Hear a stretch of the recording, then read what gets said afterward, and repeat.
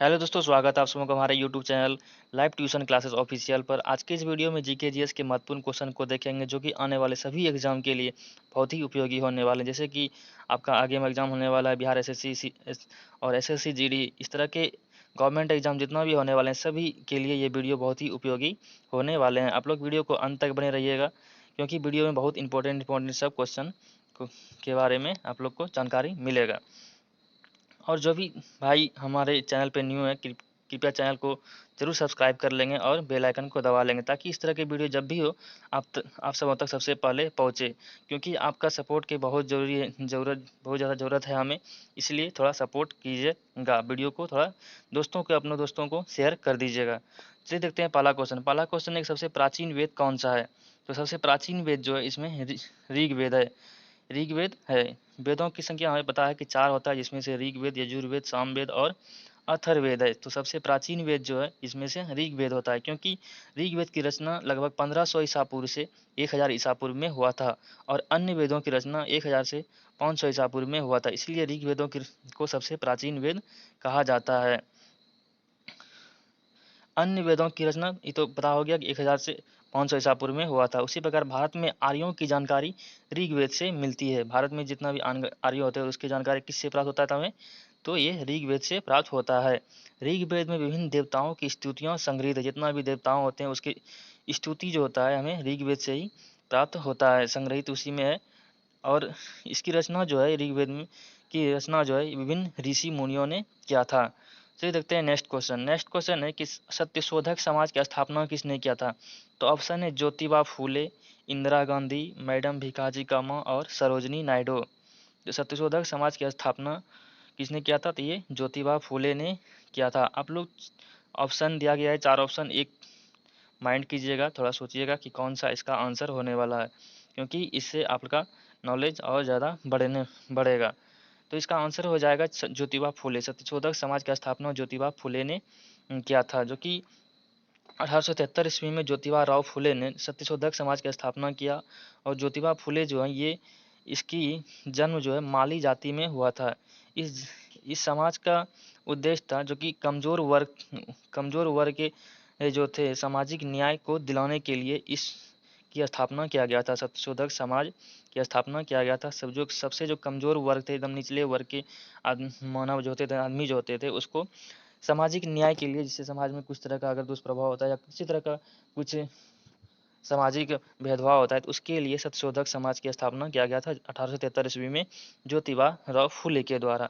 चलिए देखते हैं नेक्स्ट क्वेश्चन है कि सबसे पहले कौन सी घटना घटी थी। तो ऑप्शन है नादिर शाह का आक्रमण, प्लासी का युद्ध, पानीपत का तृतीय युद्ध और बक्सर का युद्ध। तो बक्सर का युद्ध इसमें से जो नादिर शाह का आक्रमण है ये 1739 ईस्वी में हुआ था। उससे प्रकार प्लासी का युद्ध जो है 1757 ईस्वी में हुआ था। और पानीपत का तृतीय युद्ध ये 1761 ईस्वी में हुआ था। उसी प्रकार बक्सर का युद्ध ये 1764 ईस्वी में हुआ था। तो इस प्रकार पता चलता है हम लोग को कि नादिर शाह का आक्रमण सबसे पहले की घटना घटित हुआ था, क्योंकि नादिर शाह का आक्रमण 1739 में, प्लासी का युद्ध उसके बाद हुआ था 1757 ईस्वी में, और उसके बाद पानीपत का युद्ध 1761 ईस्वी में हुआ था, और उसके बाद बक्सर का युद्ध 1764 ईस्वी में हुआ था। तो इस प्रकार एक एक बारी से आप लोग को टोटल सबका ईस्वी याद रख लेना है, क्योंकि इस तरह का एग्जाम में क्वेश्चन आएगा तो बिना ईस्वी का आप लोग को नहीं कर पाएगा, इसलिए सबका ईस्वी याद करना बहुत ज़रूरी है। इसका आंसर हो जाएगा नादिर शाह का आक्रमण। इस तरह रिलेटेड एग्जाम में बहुत तरह का क्वेश्चन आते रहते हैं, इसीलिए इस तरह का क्वेश्चन याद रखना बहुत ज़रूरी है। चलिए देखते हैं नेक्स्ट क्वेश्चन है कि गुरु गोविंद सिंह का जन्म कहाँ हुआ था। तो ऑप्शन है पटना, सहरसा, दरभंगा और इलाहाबाद। तो इसका जन्म जो हुआ था, गुरु गोविंद सिंह का जन्म, ये सिखों के 10वें गुरु थे, आप लोग को पता ही होगा। तो इसका जन्म जो हुआ था ये पटना में हुआ था। गुरु गोविंद सिंह का जन्म पटना ईस्वी में हुआ था, जो सिखों के 10वें गुरु थे। इसका जन्म 26 दिसंबर 1666 ईस्वी में हुआ था। चलिए देखते हैं नेक्स्ट क्वेश्चन है कि किस संविधान संशोधन के तहत शिक्षा के अधिकार को मौलिक अधिकार के रूप में सम्मिलित किया गया था।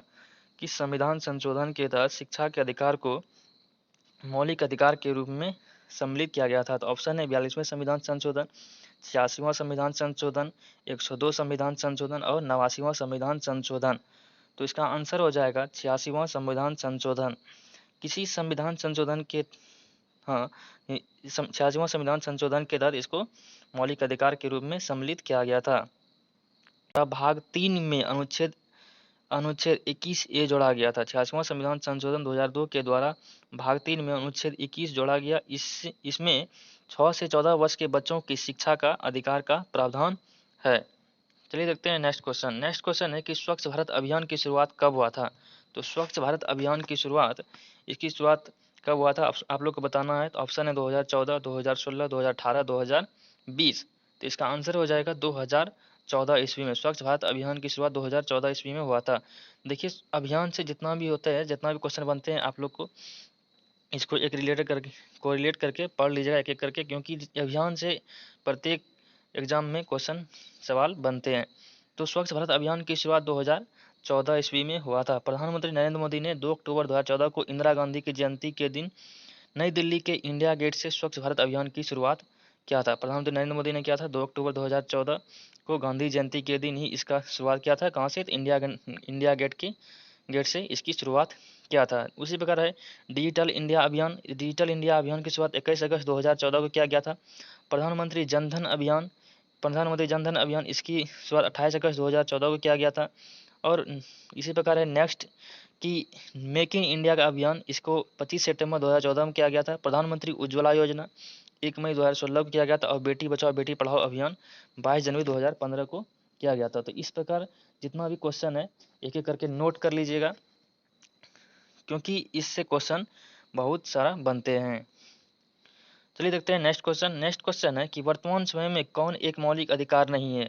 तो समानता का अधिकार, संपत्ति का अधिकार, शोषण के विरुद्ध अधिकार और स्वतंत्रता का अधिकार। तो ऑप्शन 4 है, आप लोग को बताना है कौन सा इसका आंसर होगा। कमेंट में जरूर बताइएगा कि वर्तमान समय में कौन एक मौलिक अधिकार नहीं है। समानता का अधिकार, संपत्ति का अधिकार, शोषण के विरुद्ध अधिकार और स्वतंत्रता का अधिकार। तो वर्तमान समय में संपत्ति का अधिकार जो है ये मौलिक अधिकार नहीं है। बाकी बात समानता का अधिकार, शोषण के विरुद्ध अधिकार और स्वतंत्रता का अधिकार ये हमारे मौलिक अधिकार हैं। देखिए संपत्ति के अधिकार को एक कानूनी अधिकार है। ये क्या है? एक कानूनी अधिकार है। 44वां संविधान संशोधन अधिनियम 1978 के तहत इसे मूल अधिकार से हटाकर 12 अनुच्छेद 301 के अंतर्गत रख दिया गया है। याद रखिएगा कि संपत्ति के अधिकार एक कानूनी अधिकार है, ये मौलिक अधिकार नहीं है, जो कि 44वें संविधान संशोधन अधिनियम 1978 के तहत इसे मूल अधिकार से हटाकर 12 अनुच्छेद 301 के अंतर्गत रख दिया गया है। नेक्स्ट क्वेश्चन है कि पेरू की राजधानी कहाँ है। तो ऑप्शन है लीमा, लापाजा, क्विटो और बागोटा। तो इसका आंसर हो जाएगा, आप लोग को बताना है कि कौन सा इसका आंसर होगा। तो पेरू की राजधानी लीमा हो जाएगा। पेरू की राजधानी लीमा हो जाएगा। इसका और भी इस तरह का देख लेते हैं, जैसे बोलीविया का राजधानी लापाजा होता है, इक्वेडोर का राजधानी क्विटो होता है, कोलंबिया का राजधानी बोगोटा होता है। उसी प्रकार जापान की मुद्रा क्या है? येन है। चीन की मुद्रा क्या है? चीन बीजिंग होता है, उसकी राजधानी उसकी मुद्रा क्या है? युआन होता है। यूएई जिसको बोलते हैं संयुक्त अरब अमीरात, जिसकी मुद्रा क्या है? दिरहम है। उसी प्रकार डेनमार्क की राजधानी क्या है? डेनमार्क की मुद्रा क्या होता है? क्रोनर होता है। ठीक है, इस प्रकार आप लोग इसको अच्छा से पढ़ लीजिएगा। ठीक है, अगला चलिए देखते क्वेश्चन कि भारत और चीन के बीच पंचशील समझौता पर हस्ताक्षर कब हुआ था। तो ऑप्शन है 1945, 1963, 1954 और 1968 ईस्वी। तो इसमें 4 ऑप्शन दिया गया है, आप लोग को बताना है इसका आंसर कौन सा होगा। भारत और चीन के बीच पंचशील समझौता पर हस्ताक्षर कब हुआ था? 1945, 1963, 1954, 1968। तो इसका आंसर हो जाएगा 1954 ईस्वी में भारत और चीन के बीच पंचशील समझौता पर हस्ताक्षर किया गया था। पंचशील समझौता एक मानव कल्याण तथा विश्व शांति के आदर्शों की स्थापना के लिए विभिन्न राजनीतिक, आर्थिक और व्यवस्था वाले देशों के पारंपरिक सहयोग के लिए पंचशील समझौता पर हस्ताक्षर किया गया था। ये मानव कल्याण के लिए और विश्व शांति के लिए इस पंचशील समझौता पर इसको एक हस्ताक्षर किया गया था, जो कि 1954 ईस्वी में इसकी ये पंचशील समझौता हुआ था। नेक्स्ट क्वेश्चन है कि राज्यसभा को भंग करने का अधिकार किसको प्राप्त है। तो राज्यसभा को भंग करने का अधिकार राष्ट्रपति, उपराष्ट्रपति, उच्च न्यायालय के मुख्य न्यायाधीश या इनमें से कोई नहीं। तो आप लोग को बताना है इसका आंसर क्या होगा, कमेंट में जरूर बताइएगा। राज्यसभा को भंग करने का अधिकार किसको प्राप्त है। तो इसका आंसर हो जाएगा इनमें से कोई नहीं, क्योंकि राज्यसभा को कभी भंग नहीं किया जा सकता है। राज्यसभा कभी भी भंग नहीं होता है। इसमें प्रत्येक 2 साल के बाद क्या होता है, इसका कार्यकाल मतलब 2/3 सदस्य या सॉरी 1/3 सदस्य हर दूसरे वर्ष की अवकाश ग्रहण प्राप्त करते हैं। तो भारतीय संविधान के अनुच्छेद 83 के अनुसार राज्यसभा को भंग नहीं किया जा सकता है। अनुच्छेद 83 के अनुसार इसको भंग नहीं किया जा सकता है, क्योंकि यह एक अस्थायी सदन है। ये एक अस्थायी सदन है, इसका कभी विघटन नहीं होता है, भंग नहीं होता है। राज्यसभा 1/3 सदस्य हर दूसरे वर्ष अवकाश ग्रहण करते हैं और उसके स्थान पर नए सदस्य को चुने जाते हैं। तो इस तरह आप लोग रिलेटेड करके पढ़िएगा, क्योंकि इस तरह के क्वेश्चन से रिलेट करके बनाने पर आप लोग को लंबे समय तक इसको माइंड में रहेगा, याद रहेगा। तो ठीक है, इस तरह के और वीडियो मतलब आप लोग को मिलते रहेगा जीके जीएस के। आप लोग थोड़ा सपोर्ट कीजिएगा चैनल पर, चैनल को सब्सक्राइब कर लीजिएगा और लाइक कर दीजिएगा। थैंक यू, धन्यवाद। वीडियो को अच्छा लगेगा तो लाइक बटन ज़रूर दबाइएगा। जय हिंद।